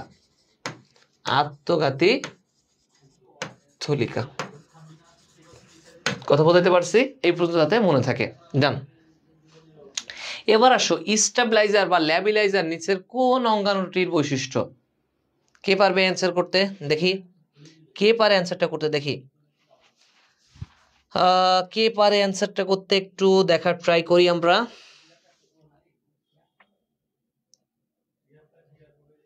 কে পারবে অ্যান্সারটা করতে? স্টেবিলাইজার বা ল্যাবিলাইজার নিচের কোন অঙ্গাণুটির বৈশিষ্ট্য? নিচের কোন অঙ্গাণুটির বৈশিষ্ট্য স্টেবিলাইজার বা ল্যাবিলাইজার? তোমরা কি জানো স্টেবিলাইজার কি বা ল্যাবিলাইজার কি? এটাই তো জানো না, তাহলে অ্যান্সার কি করবা, তাই তো? আমি একটু ছোট্ট করে বলি। স্টেবিলাইজার বা ল্যাবিলাইজার দুইটা আসলেই এই ওয়ার্ডগুলো সাদৃশ্যপূর্ণ হচ্ছে লাইসোজোমের সাথে। কার সাথে বলো তো? লাইসোজোমের সাথে। কার সাথে? লাইসোজোমের সাথে। এবং এই লাইসোজোমগুলো কেন সাদৃশ্যপূর্ণ একটু একটু বলি। স্টেবিলাইজার হচ্ছে এমন একটা জিনিস যার কারণে এই লাইসোজোম থেকে কখনো এনজাইমগুলো বেরোইতে পারে না। এই এনজাইম, যে এনজাইমগুলো সাধারণত একটা লাইসোজোম থেকে খরিত হওয়ার পরেও বের হইতে পারে না, তার নাম হচ্ছে স্টেবিলাইজার। যেমন এটার উদাহরণ হিসেবে আমি বলতে পারি কোলেস্টেরল। উদাহরণ হিসেবে কি বলতে পারি বলো তো? কোলেস্টেরল। নাম কি? কোলেস্টেরল। ওকে, এবার আসো ল্যাবিলাইজার। নাম কি? ল্যাবিলাইজার। যে জিনিসগুলোর ভিতর দিয়ে কোনো একটা এনজাইম বা কোনো একটা স্ফটিকার দানাদার পদার্থ বেরিয়ে যেতে পারে তার নাম হচ্ছে ল্যাবিলাইজার। ল্যাবিলাইজারের ক্ষেত্রে উদাহরণ হচ্ছে, যেমন তুমি বলতে পারো টেস্টোস্টেরন হরমোন। যেমন বলতে পারো কি বলতো? Testosterone hormone. Testosterone hormone. কথা বলতে পারছি? এখন কথা হচ্ছে স্টেবিলাইজার ল্যাবিলাইজার যাই বললাম না কেন, টোটাল পয়েন্টগুলো কি? একটা বলেছি আমি কোলেস্টেরল, আর একটা কি টেস্টোস্টেরন হরমোন নিয়ে কথা বললাম। এগুলো মূলত সাদৃশ্যপূর্ণ কার সাথে বা কোন অঙ্গাণুর বৈশিষ্ট্য হচ্ছে? লাইসোজোমে পাবা। এগুলো শুধুমাত্র কোথায় পাবা? লাইসোজোমে পাবা। সেন্ট্রোজোমে কিন্তু পাবা না, নিউক্লিওসোমেও পাবা না, রাইবোজোমও পাবা না। কারণ তোমরা জানো রাইবোজোম হচ্ছে প্রোটিন ফ্যাক্টরি, নিউক্লিওসোম হচ্ছে একটা নিউক্লিয়াসের অংশ হিসেবে কাজ করতেছে। সেন্ট্রোজোম মানে তোমরা তো জানোই যে যেখানে সেন্ট্রোস্ফিয়ার সহ সেন্ট্রোজোমকে, সেন্ট্রোস্ফিয়ার সহ সেন্ট্রোলকে আমরা কি বলি? সেন্ট্রোজোম বলি আমরা। তোমরা এগুলো পড়েছি অলরেডি। এইগুলো নিয়ে নতুন কোনো করে কিছু বলার কিছু নাই। মাইটোকন্ড্রিয়াতে শুষ্ক ওজনের কত ভাগ প্রোটিন থাকে? কে পারবে? মাইটোকন্ড্রিয়াতে শুষ্ক ওজনের কত ভাগ প্রোটিন থাকে? মাইটোকন্ড্রিয়াতে শুষ্ক ওজনের কত ভাগ প্রোটিন থাকে? এটা একটু অ্যান্সার করার ট্রাই করো। মাইটোকন্ড্রিয়াতে শুষ্ক ওজনের কত ভাগ প্রোটিন থাকে? এটা একটু অ্যান্সার করার ট্রাই করো, ক্লাসে আছি। ঠিক আছে, মাইটোকন্ড্রিয়াতে শুষ্ক ওজনের কত ভাগ প্রোটিন থাকে? এটা একটু অ্যান্সার করার ট্রাই করো। এটা আই থিঙ্ক পারা উচিত, আবার অনেকে পারবে না, আবার নাও পারতে পারো। কারণ হচ্ছে এখানে প্রোটিনের পরিমাণ কতটুকু দেখো, অপশনগুলো এমনভাবে সাজানো আছে দেখে মনে হইতে পারে কোনটা থেকে কোনটা অ্যান্সার হবে। যে কোনোটা অ্যান্সার হইতে পারে এখানে, যে 60, 65, 55, 70। কারণ মাইটোকন্ড্রিয়াতে শুষ্ক ওজনের কত ভাগ প্রোটিন থাকে, অপশনগুলো এমনভাবে দেওয়া রয়েছে যে মনে হবে 4টা অ্যান্সার, কোনটা থেকে কোনটা দেখাবা, এটা হচ্ছে কথা। আচ্ছা, এখানে আমি একটু বলে দিই, এখানে কথা হচ্ছে এখানে 65% প্রোটিন থাকবে। কত পার্সেন্ট? 65% এখানে প্রোটিন থাকবে। এবং 65% প্রোটিন থাকবে, ভালো কথা। তার পাশাপাশি লিখে রেখে এখানে 29% গ্লিসারাইড থাকবে। 29% কি থাকবে? গ্লিসারাইড থাকবে। 29% কি থাকবে? গ্লিসারাইড থাকবে। ওকে, এই পয়েন্ট একটু মনে রেখো। এখানে থাকার কথা ছিল বেশি, আসলে বেশি পরিমাণে থাকার কথা ছিল লিপিড। একটা মাইটোকন্ড্রিয়াতে বেশি পরিমাণে থাকার কথা কি? লিপিড। কিন্তু না, লিপিডের পরিবর্তে এখানে আসলে বেশি পরিমাণে থাকবে কি? প্রোটিন থাকবে বেশি পরিমাণে। আচ্ছা, আগেই বলেছিলাম, এতক্ষণ পরে এসে আপনি কইছিলেন এতক্ষণ কতগুলো অ্যান্সার পারলাম, কোনো গিফট নাই, সবগুলোরে গিফট দেওয়া হবে, সবগুলোরে গিফট দেওয়া হবে। কোনটির নিজস্ব বৃত্তাকার ডিএনএ রয়েছে? পারতেছে, কারণ পড়ানো আছে এই জন্য পারতেছেন। এখন যদি বলেন যে প্রত্যেকটার জন্য আলাদা করে গিফট দিতে, তাহলে যাবো কই বলেন তো? আসেন, কোনটি নিজস্ব বৃত্তাকার ডিএনএ রয়েছে? কোনটি নিজস্ব বৃত্তাকার ডিএনএ রয়েছে? এই পয়েন্ট প্রত্যেকটা অ্যান্সার করার আগে কোশ্চেন না বুঝতে পারলে অ্যান্সার করতে পারবেন না। আগে বুঝতে হবে নিজস্ব বৃত্তাকার ডিএনএ বলতে কি বোঝায়। আসলে ডিএনএ আমরা পড়েছি কি দুই ধরনের, একটা ডাবল হ্যালিক্স, যেমন আমাদের ক্ষেত্রে এই যে জাস্ট লাইক এটা এমন ডাবল হ্যালিক্স। বাট যারা আদিকোষের ক্ষেত্রে ডিএনএ গুলো এমন হয় বৃত্তাকার। শুধু বৃত্তাকার না, কুণ্ডালিত বৃত্তাকার, এমন কুণ্ডলিত অবস্থায় থাকে, ঠিক আছে। এখন বলতেছে নিজস্ব বৃত্তাকার ডিএনএ কাদের ক্ষেত্রে পাবো। প্রথম কথা অপশনে এখানে অঙ্গাণু আছে কোনটা, লাইসোজোম। কোনটা আছে, লাইসোজোম। আমি পড়িয়েছি লাইসোজোম একটা প্রাণী কোষের উন্নত প্রাণী কোষের বৈশিষ্ট্য, উন্নত প্রাণী কোষে পাওয়া যাবে। এখন কথা হচ্ছে উন্নত যারা তাদের ক্ষেত্রে সবসময় ডিএনএ কেমন হয় বলেন তো, এই ডাবল হেলিক্স হবে। কিন্তু আমি অলরেডি বলতেছি যে এটা উন্নত হইলে যদি ডাবল হেলিক্স হয়, কোশ্চেন দিয়ে আছে বৃত্তাকার ডিএনএ, তাহলে অবশ্যই কোনটা, ক নম্বর অ্যান্সার হবে না। 2 নম্বর পয়েন্ট হচ্ছে সেন্ট্রিওল। একটা সেন্ট্রিওল কাদের বৈশিষ্ট্য, একটা প্রাণী কোষের বৈশিষ্ট্য। সেন্ট্রিওল যদি প্রাণী কোষের বৈশিষ্ট্য হয়ে থাকে তাদের ক্ষেত্রে এটা কেমন হবে, ডাবল হেলিক্স হবে। কেমন হবে, ডাবল হেলিক্স। অবশ্যই তাহলে সেন্ট্রিওল অ্যান্সার হবে না। এরপর আসো মাইটোকন্ড্রিয়া, খেলাতে হবে এই জায়গাতেই। মাইটোকন্ড্রিয়া এবং ক্লোরোপ্লাস্ট দুই জায়গাতেই বৃত্তাকার ডিএনএ পাওয়া যায়। আবারও বলি, মাইটোকন্ড্রিয়া এবং ক্লোরোপ্লাস্ট দুই জায়গাতেই কেমন ডিএনএ পাওয়া যাবে, বৃত্তাকার ডিএনএ পাওয়া যাবে। তাহলে অ্যান্সার কোনটা দিব ভাইয়া, এই জায়গায় তো বলেছি কোশ্চেন বারবার পড়তে বলা আছে নিজস্ব বৃত্তাকার ডিএনএ, তার মানে কোন অঙ্গাণুর ক্ষেত্রে ব্যক্তিগতভাবেই ডিএনএ তাদের পাওয়া যায়, বডিতে অল টাইম ব্যক্তিগতভাবেই তৈরি হয়, সেটা হয় শুধুমাত্র মাইটোকন্ড্রিয়ার ক্ষেত্রে। শুধুমাত্র কাদের ক্ষেত্রে, মাইটোকন্ড্রিয়ার ক্ষেত্রে শুধুমাত্র বৃত্তাকার ডিএনএ দেখতে পাওয়া যাবে। খুবই ইম্পর্টেন্ট কোশ্চেন ছিল এটা, খুবই একটা ইম্পর্টেন্ট একটা কোশ্চেন ছিল, একটু দেখতে থাকেন। তারপরে এখানে আসি, এটা আগে বুঝছো কিনা সবাই, এটা বলো তো সবাই বুঝছো কিনা, এটা টোটাল কমেন্ট করে জানাতে থাকো যে টোটাল এই পয়েন্টটা বুঝছো কিনা, কারণ এখানে বোঝার বিষয় আছে, এটা না হলে না বুঝতে পারলে অ্যান্সার কিন্তু করতে পারবে না। আচ্ছা এরপরে আসি, এরপরে বলা আছে এন্ডোপ্লাজমিক রেটিকুলামের কাজ কি, এন্ডোপ্লাজমিক রেটিকুলাম। আচ্ছা এন্ডোপ্লাজমিক রেটিকুলামের কাজ জানতে গেলে আগে এন্ডোপ্লাজমিক রেটিকুলাম সম্পর্কে জানা লাগবে। এন্ডোপ্লাজমিক রেটিকুলাম সম্পর্কে কি জানতে পারি আমরা একটু বলি, দেখি। এন্ডোপ্লাজমিক রেটিকুলাম, ওকে, এন্ডোপ্লাজমিক রেটিকুলামের ক্ষেত্রে মনে রাখতে হবে সংক্ষেপে আমরা বলবো এন্ডোপ্লাজমিক রেটিকুলামকে ইআর। কি বলবো, ইআর। এন্ডোপ্লাজমিক রেটিকুলামকে দুই ভাগে ভাগ করা যায়, একটা হচ্ছে মসৃণ এন্ডোপ্লাজমিক রেটিকুলাম আর একটা অমসৃণ এন্ডোপ্লাজমিক রেটিকুলাম। গুরুত্বপূর্ণ পয়েন্ট কিন্তু, আবার বলতেছি গুরুত্বপূর্ণ। যেটা মসৃণ আমি লিখি তাহলে একটু ছোট্ট করে, মসৃণ আর একটা কি, অমসৃণ। ওকে, এখন মসৃণকে আবার আমরা ইংরেজি টার্মটাতে বলবো স্মুথ। কি বলবো, স্মুথ। আর অমসৃণকে বলবো রাফ। এই দুইটা পয়েন্ট থেকেই আমরা কোশ্চেনে অ্যান্সার করে ফেলতে পারবো। এখন কথা হচ্ছে যেটা স্মুথ এন্ডোপ্লাজমিক রেটিকুলাম, এটাকে আবার একসাথে এইভাবে লিখে যাই SER, আর যেটা অমসৃণ সেটাকে আমরা বলতে পারি RER, কারণ রাফ এন্ডোপ্লাজমিক রেটিকুলাম। মজার বিষয় হচ্ছে এই পর্যন্ত পড়ার পরে আমরা আর কেউ পারি না, কিন্তু এর ভিতরে দুইটা অঙ্গাণু এত সুন্দরভাবে অ্যান্সার করা যায়, ডাইরেক্টলি বলতে পারবো আজকে থেকে ACR অথবা স্মুথ এন্ডোপ্লাজমিক রেটিকুলাম থেকে ডাইরেক্টলি মনে রাখবা গলগি বডি তৈরি হয়। ডাইরেক্টলি কি তৈরি হবে, গলগি বডি। আর যেটা হচ্ছে রাফ এন্ডোপ্লাজমিক রেটিকুলাম, সেই জায়গা থেকে এইভাবে মনে রাখবা R for rough, R for ribosome, অর্থাৎ কি রাইবোজোম তৈরি হবে রাফ এন্ডোপ্লাজমিক রেটিকুলাম থেকে। এবার কোশ্চেনে আসো, এন্ডোপ্লাজমিক রেটিকুলামের কাজ কি, প্রোটোপ্লাজমের কাঠামো হিসেবে কাজ করা। রিমাইন্ডেড, গলগি বডি সবসময় কি হিসেবে কাজ করে, প্রোটোপ্লাজমের কাঠামো হিসেবে কাজ করে, তাহলে অবশ্যই অ্যান্সার হবে কোনটা, প্রোটোপ্লাজমের কাঠামো হিসেবে। এবার দেখো এন্ডোপ্লাজমিক রেটিকুলাম 2 নম্বর অপশন দিয়ে আছে রাইবোজোম তৈরি করে। আমি অলরেডি একটু আগে দেখিয়েছি রাফ এন্ডোপ্লাজমিক রেটিকুলাম থেকে অল টাইম কি তৈরি হবে, রাইবোজোম তৈরি হবে। আমি কি কোথাও বলেছি একবারের জন্য যে ক্যারোটিন তৈরি করে, কখনোই কিন্তু বলি নাই। তাহলে অবশ্যই এটা অ্যান্সার হবে না, এটা অবশ্যই কি অ্যান্সার হবে না। তাহলে অ্যান্সার হবে কোনটা কোনটা, দেখো তো খুঁজে বের করো 1 আর 2 কোনটা, এই যে ক নম্বর অ্যান্সার হবে, ক নম্বর অ্যান্সার হবে। এখান থেকে যদি কেউ জানতে চাও যে ভাইয়া ক্যারোটিন তৈরি করে আসলে তাহলে কে, রিমাইন্ডেড লাইসোজোম হচ্ছে ক্যারোটিন তৈরি করে। লাইসোজোম কি তৈরি করে, ক্যারোটিন তৈরি করে। শেষ, ওকে ডান। এরপরের কোশ্চেনে চলে যাই, অনেকগুলো প্রায় 19টা স্লাইডের দিকে যাচ্ছে আমরা। কোনটি শক্তি রূপান্তরের অঙ্গাণু, তোমরা জানো যে কোনটি শক্তি রূপান্তরের অঙ্গাণু, কিন্তু মজার বিষয় দেখো কোনটি শক্তি রূপান্তরের অঙ্গাণু, এই কোশ্চেন দেখার সাথে সাথে প্রথম অপশনেই আছে মাইটোকন্ড্রিয়া। 90% স্টুডেন্ট শক্তি রূপান্তর কথা পাওয়া মাত্রই ধর তক্তা মারপেট, মানে ধরাও শেষ মারাও শেষ। মারার পরে তখন জিভটা কাটিতে সবাই বলবা যে আল্লাহ কি দে করলাম, কারণ মাইটোকন্ড্রিয়া মানে কি সবাই জানে, মাইটোকন্ড্রিয়া মানে শক্তি, ঠিক আছে।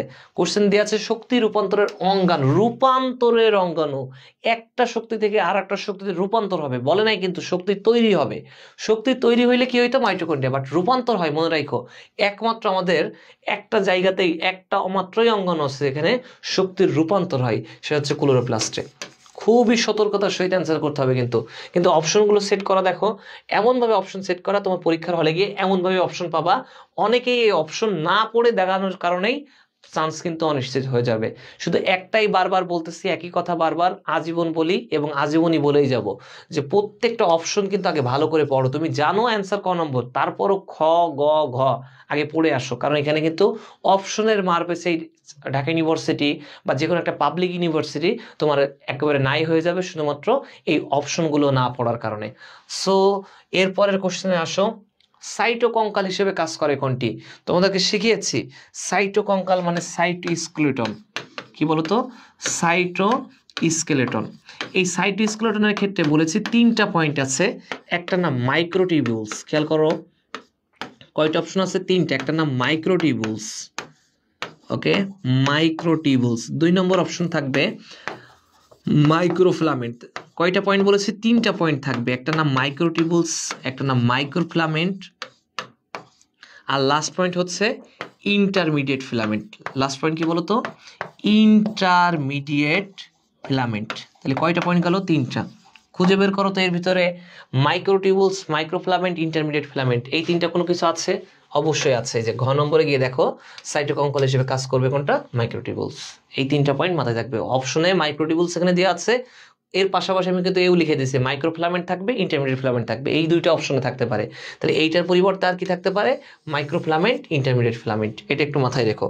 আচ্ছা, এরপরে আসো পার অক্সিজমের প্রধান কাজ কি? পার অক্সিজম মানেই মনে রাখবা এই যে পার অক্সিজম হচ্ছে এইটা পার অক্সিজম, এই যে হাইড্রোজেন পার অক্সাইড, ওকে। এই পার অক্সাইড ভেঙে গিয়ে পানি এবং অক্সিজেন তৈরি হয়। কি তৈরি হয়? পানি এবং অক্সিজেন। পানি এবং কি তৈরি হবে?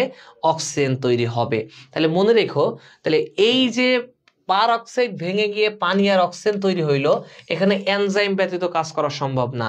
যেই এনজাইমটা, সেই এনজাইমটার নাম হচ্ছে ক্যাটালেজ এনজাইম। নাম কি? Catalase enzyme. এটিপিএজও কিন্তু আলাদা করে শক্তি উৎপন্ন করে, এডিপির ক্ষেত্রেও শক্তি উৎপন্নের ক্ষেত্রে কাজ হয়, লাইপেজের ক্ষেত্রেও একই কাহিনী, শুধুমাত্র অ্যান্সার ব্যতিক্রম কোনটা? ক্যাটালেজ। এটা ভাঙতে সাহায্য করে, সবগুলো শক্তি তৈরি করতে সাহায্য করে, ব্যতিক্রম কি? ক্যাটালেজ। এটা শক্তি ভেঙে দিতে সাহায্য করে, অন্যগুলো তৈরি করতে, এটা হচ্ছে শক্তি ভেঙে দিতে সাহায্য করবে। শেষ। আচ্ছা, এরপর আসো কোনটি সিনোসাইটিক শৈবালের উদাহরণ? সিনোসাইটিক মানে কি? একটা নিউক্লিয়াসের যখন বহুবার বিভাজন হয়, একটা নিউক্লিয়াসের বহুবার বিভাজন হলে তার নাম হয় সিনোসাইটিক। রিমাইন্ডার, সিনোসাইটিকের ক্ষেত্রে আমি পড়িয়েছি ভসেরিয়া। সিনোসাইটিক শৈবালের একটা নাম হচ্ছে ভসেরিয়া, আর একটা নাম হচ্ছে বট্রিডিয়াম। আরেকটার নাম কি বলতো? বট্রিডিয়াম। তাহলে এই 2টার যে কোনো একটা যদি অপশনে থাকে তাহলে সেটা অ্যান্সার হবে। খুঁজে বের করো।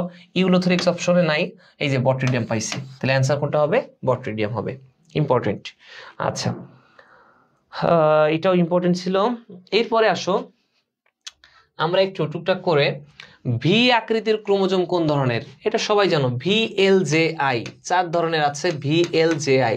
ভি মানে মেটাসেন্ট্রিক। ভি মানে কি বলতো? মেটাসেন্ট্রিক। তাহলে ক নম্বর অপশনে আছে মেটাসেন্ট্রিক। আচ্ছা, বাকি 3টাও যদি একটু বলে দিতে হয়, VLJI metacentric, L for sub metacentric. L for কি বলতো? Sub metacentric. আর জে ফর অ্যাক্রোসেন্ট্রিক, আর আই ফর হচ্ছে ট্যালোসেন্ট্রিক। তাহলে আমি একটু পাশে লিখে দিই, মেটাসেন্ট্রিক মানে ভি, এল হচ্ছে সাবমেটা, অ্যাক্রো হচ্ছে জে, আর ট্যালো হচ্ছে আই। টোটাল 4টা অপশন একটু মনোযোগ দিয়ে দেখে নিও সুন্দর করে।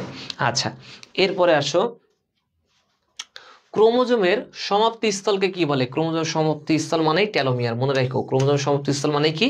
টেলোমিয়ার। আচ্ছা, নিউক্লিওসাইডে কোনটি অনুপস্থিত? নিউক্লিওসাইডের ক্ষেত্রে অনুপস্থিত সবসময় মনে রাখবা, এটা ইজিলি পারার কথা, অজৈব ফসফেট। কোনটা? অজৈব ফসফেট, অর্থাৎ ফসফরিক অ্যাসিডের এই অজৈব ফসফেট। আচ্ছা, এরপরে ডিঅক্সিরাইবোজ কয় নম্বর কার্বনে অক্সিজেন নেই? সবসময় জানবা যে 2 নম্বর কার্বনে গিয়ে কি থাকবে না, যদি অক্সিজেন না থাকে তখন এদেরকে আমরা কি বলবো? ডিঅক্সিরাইবোজের ক্ষেত্রে এখানে ডাইরেক্টলি কি বলতে পারি? অক্সিজেন নেই। কয় নম্বর কার্বনে?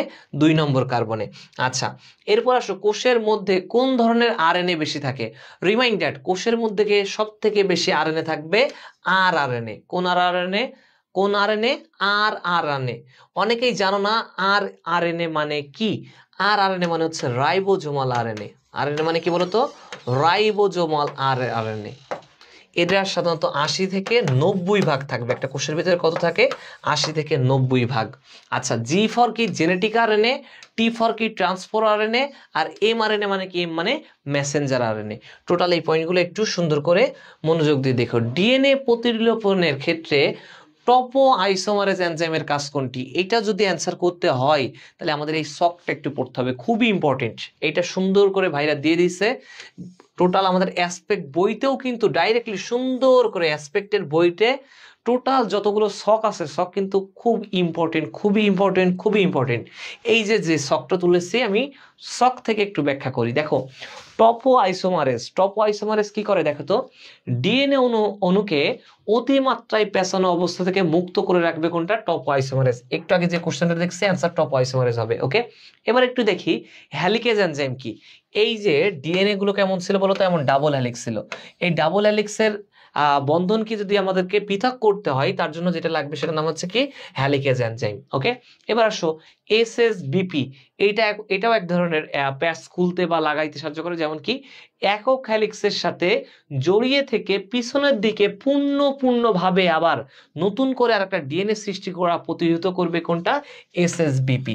ওকে, আচ্ছা, ডিএনএ পলিমারেজ 3 এনজাইমের ক্ষেত্রে কি কাজ করে? এটা নিউক্লিওটাইড অণু যুক্ত করে 5' প্রান্ত থেকে 3' প্রান্তে নতুন করে সিকল গঠন করতে সাহায্য করবে এই ডিএনএ পলিমারেজ 3।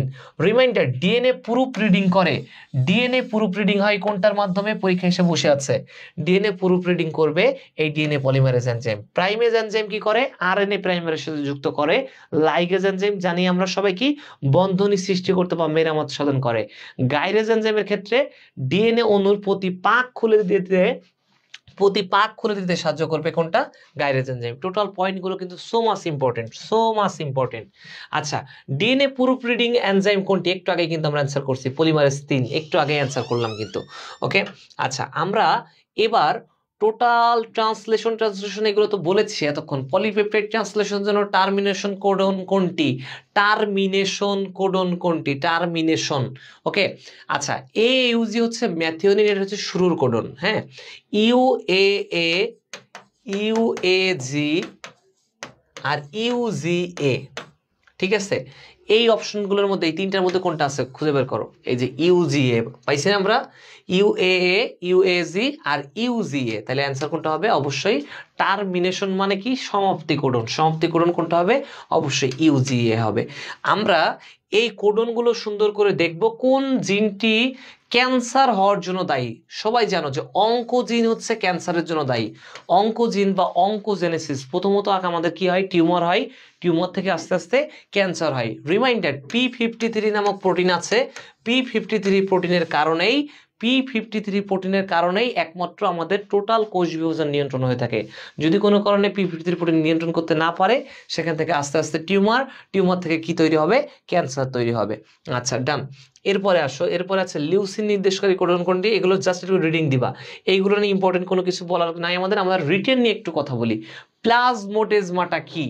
বলেছিলাম রিটেন নিয়ে একটু আলোচনা করবো। আমরা রিটেন নিয়ে 2-1টা কোশ্চেন আলোচনা করি। প্লাজমোডেজমাটা কি? খেয়াল করো একটু। এই একটা কূপ এলাকা, এই একটা কূপ এলাকা। কি বললাম? 2টা কূপ এলাকা। এটাও একটা কূপ এলাকা, এটাও একটা কূপ এলাকা, আবার এটাও একটা কি? কূপ এলাকা। 2টা কূপ এলাকার মধ্যে সংযোগ রক্ষা হবে যেই নালিকার মাধ্যমে, 2টা কূপ এলাকার মধ্যে সংযোগ রক্ষা হবে যেই নালিকার মাধ্যমে, সেই নালিকার নাম কি? প্লাজমোডেজমাটা। সিম্পল ভাবে অ্যান্সার করবা, বাট প্রত্যেকটা অ্যান্সার করার সময় মনে রাখবা অ্যান্সারগুলো করতে হবে ইনফরমেটিভ ওয়েতে। তুমি যে হিজিবিজি যে কোনো কিছু ওই যে 9-10-এ যেভাবে পড়ছো, যেভাবে লিখছো, এইচএসসিতেও যদি সেইভাবে যেভাবে লিখছো যে উদ্দীপকের অমুক বর্ণনা থেকে তমুক বর্ণনা, এমন করে কোনো কিছু অ্যান্সার করলে একটা মার্কও পাবা না, একটা সিঙ্গেল মার্কও পাবো না। 2টা হাঁসের ডিম ধরাই দিবে, খাইতে খাইতে চলে আসতে হবে কিন্তু।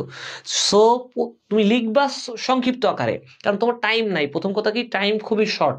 তোমাকে 2 লাইনের মধ্যে অ্যান্সার করতে হবে, 3 লাইনের মধ্যে অ্যান্সার করতে হবে, এবং প্রত্যেকটা লাইনে ইনফরমেটিভ কথা থাকতে হবে। তুমি দেখো তো প্লাজমোডেজমাটা কি? তুমি যদি সংক্ষেপে লেখো, 2টা কূপ এলাকার মাধ্যমে বা 2টা কূপ এলাকার মধ্যকার যে 2টা কূপ এলাকার মধ্যে সংযোগ রক্ষা করার জন্য যে নালিকা প্রয়োজন, সেই নালিকার নাম কি? প্লাজমোডেজমাটা। একটু লিখলেই তো তুমি নাম্বার পাচ্ছ, কারণ কি প্রত্যেকটা কথা কিন্তু এখানে ইনফরমেটিভ কথা ছিল। আচ্ছা, এরপরে আসো ফিলিপ ফ্লপ মুভমেন্ট কি? আমি জানি এই কথা লিখতে গেলে তোমরা 5-6 লাইনের নিচে লিখতে পারো না, অথচ কত সিম্পল ভাবে লেখা যায় দেখো। ফসফোলিপিডের ক্ষেত্রে যে লিপিডটা আছে, ফসফোলিপিডের ক্ষেত্রে যে লিপিড আছে, এই লিপিড কখনো ডানে সরতে পারে, কখনো বাম দিকে সরতে পারে। কি বললাম? ফসফোলিপিডের ক্ষেত্রে যে লিপিড আছে, এই লিপিড কখনো ডানে কখনো বামে, অথবা কখনো কখনো এরা নিজ অক্ষের চারিদিকে ঘূর্ণায়নরত অবস্থায় থাকে। এই প্রক্রিয়ার নামই ফিলিপ ফ্লপ মুভমেন্ট। এ কি কঠিন কোনো জিনিস? বাট তোমরা এইটাও সিম্পল জিনিস লিখতে পারবা না। এই জন্য আবারও বলি, একটু বুঝে তারপর এটা তোমরা লেখা, একটু বাসায় প্র্যাকটিস করো। এগুলা না প্র্যাকটিস করলে কখনোই পারবা না।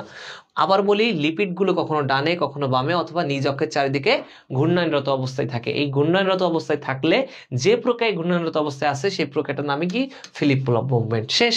এটা লিখতে কয় লাইন লাগবে আর কত মিনিটই বা লাগবে? দেখো তো, ইজি জিনিস, তোমরা শুধু জটিল করো। গ্লাইকোক্যালিক্স কি?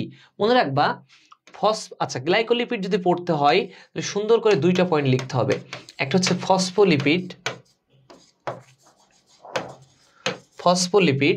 আর একটা হচ্ছে তোমাকে গ্লাইকোক্যালিক্স পড়তে গেলে ফসফোলিপিডের সাথে ছোট্ট করে পাশে লিখবা গ্লাইকোলিপিড। কি লিখবা বলো তো? গ্লাইকোলিপিড। এই গ্লাইকোলিপিডের সাথে যখন গ্লাইকোপ্রোটিন যুক্ত হবে, কি যুক্ত হবে বলতো? গ্লাইকোলিপিডের সাথে যদি গ্লাইকোপ্রোটিন যুক্ত হয়, ধরো নাও ম্যাথ করতেছো, গ্লাইকোলিপিড আর গ্লাইকোপ্রোটিন দুইটা যোগ করে দিছো, গ্লাইকোলিপিড আর গ্লাইকোপ্রোটিন যোগ করে দিলেই তোমরা পেয়ে যাবা গ্লাইকোক্যালিক্স। কি পেয়ে যাবা? গ্লাইকোক্যালিক্স। এর থেকে সহজ অ্যান্সার কি হইতে পারে বলো তো জগতে? গ্লাইকোলিপিড তার সাথে গ্লাইকোপ্রোটিনকে যুক্ত করেছো, যে জিনিসটি পেয়েছো তার নাম কি? গ্লাইকোক্যালিক্স। শেষ। আচ্ছা, এরপরে আসো, ভেদবার্গ একক কি? অলরেডি বলেছি, অ্যান্সারটা করেছি। সেন্ট্রিফিউগাল যন্ত্রে কোনো কিছু অধক্ষিপ্ত করার জন্য যে এককটা ব্যবহার করা হচ্ছে তার নাম কি? ভেদবার্গ। বিজ্ঞানী ভেদবার্গ এটা আবিষ্কার করছে, তাই তার নাম অনুসারে কি বলা হয়েছে? ভেদবার্গ একক। অপরিণের 4টি অংশকে, এটা অলরেডি প্রোমোটার জিন নিয়ে কথা বলেছি। আচ্ছা, আমাদের লাস্ট কথা হচ্ছে ঢাবির।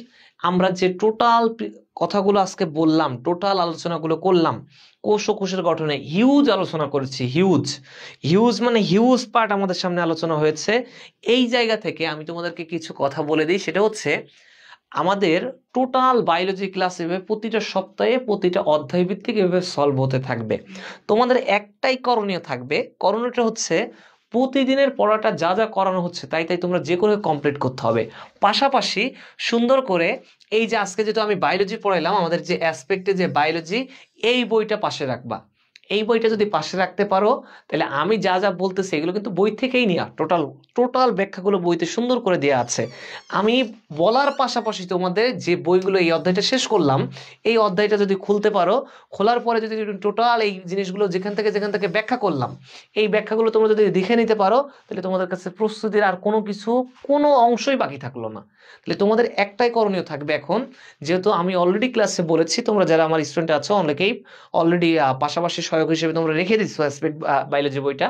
তারপরেও আবারও বলতেছি, যারা নতুনভাবে ক্লাস করতেছো আজকে, টোটাল যারা কেমিস্ট্রি টিচার ওগুলো তো বলবেই, কেমিস্ট্রি প্লাস আছে, অ্যাসপেক্টের ফিজিক্স আছে, ম্যাথ আছে, বাট আমার বায়োলজির ক্ষেত্রে আমি বলবো প্রতি সোমবারে তোমাদের সামনে দেখা হবে।